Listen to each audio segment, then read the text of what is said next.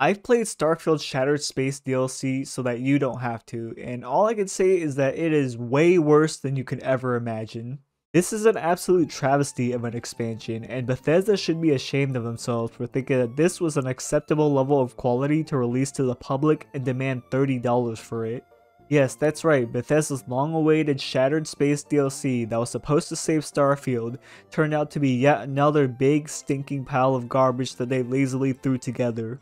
After reviewing Starfield about a year ago, which you can check out here, I pretty much had no expectations for this DLC to be any good. My bar was literally on the ground, and yet Bethesda still somehow managed to disappoint me. This is a brand new low even for them.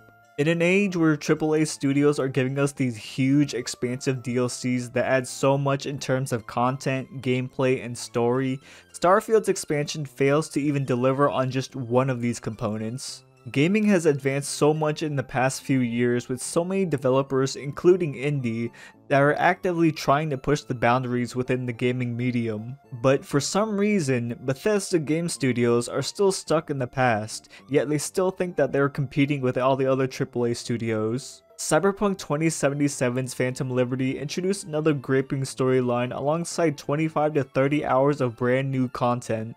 Elden Ring's Shadow of the Erdtree expansion added a whole new continent to explore, brand new weapons, spells, weapon arts, summons, and most importantly, bosses. These expansions are so big that they're basically a game contained within a game, all being offered for around the same price as Shattered Space. These two DLCs make BGS look like an indie studio in comparison with what they offered. It's really sad to me to know that they still think that they're punching with the heavyweights. They still think that they are the industry-leading competitors on the market. However, in reality, they're only making games that might have been passable 10 years ago, if we're being generous. The truth is that Bethesda has gotten complacent ever since they released Skyrim, and now they're desperately trying to recapture that lightning in a bottle again, but they just can't. They can't because of one simple reason. They refuse to listen to any feedback or criticism given to them by the players. And in the rare instances where they do listen to feedback, the community literally has to beg like a dog to get even the smallest quality of life change. And the worst part about it all is that it seems like they're too stuck in their own ways to ever make a meaningful change from within. After what Bethesda had just delivered here with this so-called expansion, many people are rightfully concerned about how Elder Scrolls 6 is going to turn out. Some of you who might have watched my Decline of Bethesda video, which you should also check out, you would know that I don't really have a high opinion of Bethesda game studios. In fact, I think that they're one of the greediest and scummiest gaming companies around, and the reason that they're able to get away with so many things is because so many people can't see through their rose-tinted glasses. Well, if Starfield wasn't a wake-up call, then Shattered Space should most definitely be one, because it was disappointing to even Starfield fans. I think it's time to face reality here. Bethesda Game Studios is never going to improve or get better. They are fully content with indefinitely producing the same level of slop as this right here, which means that the Elder Scrolls 6 is already a lost cause. Now, what makes Shattered Space such a poor expansion, you may ask? Well, pretty much everything. Like, where do I even start? So Shattered Space is supposed to be the expansion based around one of the missing factions from the base game, the Varun. The expansion comes with a whole new handcrafted area, a handful of quests, a very short main story, some reskinned enemies, and like 6 new guns which are also all reskins. That's it. There are no new companions, no new powers, no new enemy types, no new ships, no new gameplay features. This literally feels like they cut content from the base game and just fed it back to us with a $30 price tag slapped onto it. This DLC is essentially just one big glorified side quest. But we're not here to talk about what could have been, we're here to talk about what has been, and why it's just simply not enough anymore. Now, to give some credit to Bethesda, one of the good things about this expansion is how the new area looks pretty cool. I do like the red sky with the storm happening all around, and it gives the vibe that the impending doom is right about to happen. And there are sometimes these anti-gravity fields that are limited around the map they can use to traverse vertically up structures and rock formations. However, these positives are directly countered by the fact that this game is still Starfield, which means that the map is still filled with a whole lot of nothing, and there's still not much to do outside of the main story. It's nice that Bethesda sort of listened to the criticism of procedural generation and removed it altogether with this expansion, but they still haven't solved the problem of actually putting content to do in its place. Just like in the base game, none of the points of interest scattered around the map are actually interesting because there's no soul to any of it.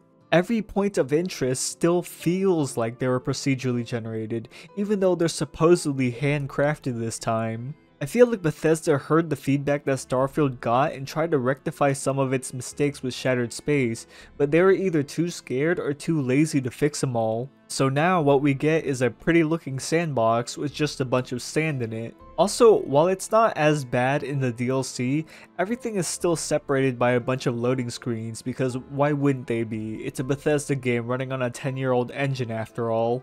However, the environment and art design are the only decent things about Shattered Space. Everything else is genuinely below standard of what you would expect from a $30 expansion. Let's start off with the huge fact that this DLC adds nothing new to Starfield. Everything quote-unquote new in Shattered Space are just recycled assets of something that was already in the base game with a different coat of paint. These 6 Varun weapons added here behave the exact same way as they do with their base game counterpart, except they look slightly more alien. Woo! And as if that wasn't already disappointing enough, the enemy variety here is way worse because there are a whopping total of 3 quote-unquote new enemies. I use quotations there because these so-called new enemies are literal reskins of the ones from the base game. The Vortex Horrors are the aliens from that one quest where you time travel. The Redeemed are the tanky melee enemies that only run at you like a psychopath, and the Phantoms are just the Starborns. That's it. Those are all of the enemies that they could think of in the entire 12 months they had since this game's release. And as if that wasn't bad enough, there are legitimately 0 ships or ship parts added with this expansion. Yep, the one game mechanic that Starfield actually does pretty well is completely ignored in the DLC.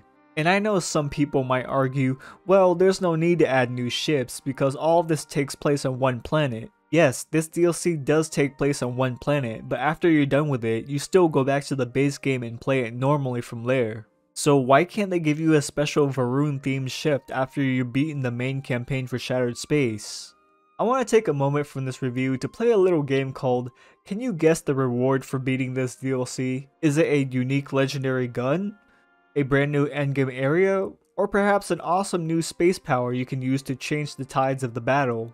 Nope, if you guessed anything at all, then you would be wrong because your reward for beating this DLC is nothing. Absolutely nothing. That's right, you literally get nothing after saving their whole entire civilization from the brink of destruction. Bethesda has become so lazy that they really could not think of a single thing to give you for paying $30 to beat this dumpster fire of a DLC. No new ship, no unique weapons, no unique spacesuit, nothing. This is actually just so pathetic at this point. To call Bethesda a AAA studio is insulting to the entire gaming industry. Ubisoft puts more effort into their games than Bethesda does.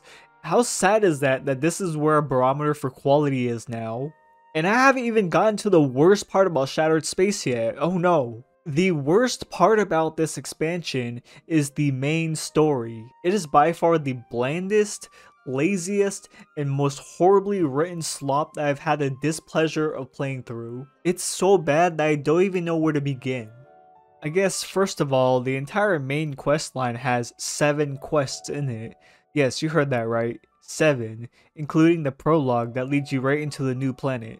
And it'll approximately take you about 6 hours to finish all of them from beginning to end. 6 hours. And if you count the side quests, then maybe you can squeeze out like 10 hours or so. But even then, 10 hours of content for this price point is nowhere near worth it. But to be honest, I didn't do all the side quests because they were just so terribly written and incredibly boring to sit through. I've already gone into detail about this before in my Downfall of Bethesda video, but I'll say it here again. The lead writer for Starfield Emil Pagliarolo is a hack. The man cannot write a compelling story to save his life, and his writing capabilities are further exemplified here in Shattered Space. Let's take the first side quest here as an example. In this quest, there are two brothers who are having a family spat because one of them tried to sell their dead mother's ashes. Why did he do this? Who knows? It's never explained, and you can't ask him for his side of the story. So all you can go off of is by what one of the brothers says, and the other never defends himself. Like, what's the point of doing this? This isn't intriguing or riveting at all. It's just a clear black and white situation with no depth to it. Anyways, the brothers then challenge each other to a duel to the death, and they assign you to help facilitate it.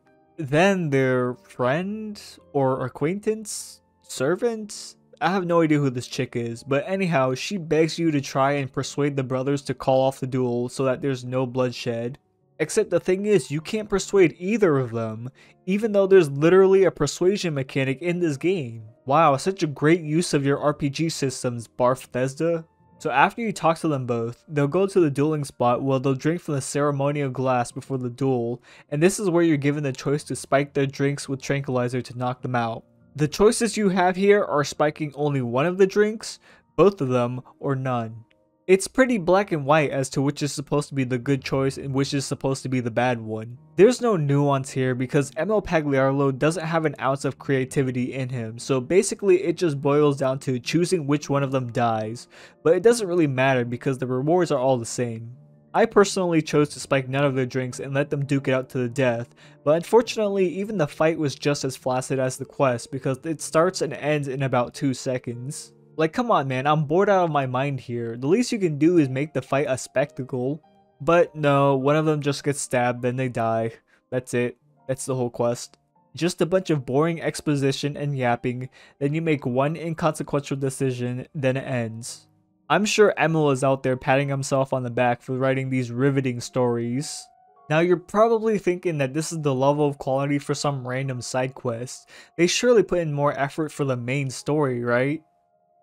No, not even one bit. Because not only is the writing awful, but the choices you make don't matter at all. Whatever choices you make within the main story quests don't actually affect the outcomes in any substantial way. For example, in the last quest, the final decision you make is to either start a literal crusade against the rest of the galaxy, or you can tell the people to stay in hiding forever. Either way, nothing changes as a result of your decisions. If you start a crusade, they'll tell you that they've started a crusade, but when you go outside the DLC, nobody acknowledges it. And when you tell them to hide, they'll literally do nothing. How this game can even be considered an RPG is beyond me. Even the base game had decisions that affected the outcomes in a tangible way. Shattered Space is sorely lacking in that aspect. Now, earlier I mentioned that there are only 7 quests in the main story, which is a pathetically low amount, but that's beside the point. The biggest gripe that I have is that 3 out of the 7 quests have nothing to do with the actual main plotline. They're just errands that you're forced to do in order to progress the campaign that don't actually impact the story whatsoever. These quests can be completely removed from the game and the story would still be the same. That means over 40% of the main quest line is just filler. And Bethesda wants us to pay $30 for this garbage. You'd have a more fun time spending $30 to get your balls crushed than to play this pathetic excuse of a DLC. And I would spoil the entire story so that I can criticize it, but there's just genuinely not that much to spoil. It's just a really fucking bad story written by none other than Emil Pagliarolo. In my previous video about Bethesda, I said that Todd Howard was just an innocent bystander in all this, and it was everyone else instead who were responsible for making the games terrible. Well, I want to say that I was wrong. Todd Howard is not innocent in all this. In fact, he's just as responsible for pushing out this crap as Emil is for his shitty writing. There are no parties here that are completely free of blame. The entire studio is tainted. The Bethesda that you once knew and loved during their golden age are now long gone. And what's left is an empty, broken husk of a studio that's too stuck in the past to ever change. They no longer care about innovating their formula or making a quality product anymore because they've gotten complacent. Ultimately, their own hubris was their downfall, and I don't think they can ever realistically recover from it. I had no expectations going into Shattered Space, but after playing it, I now don't have any hope for Elder Scrolls 6.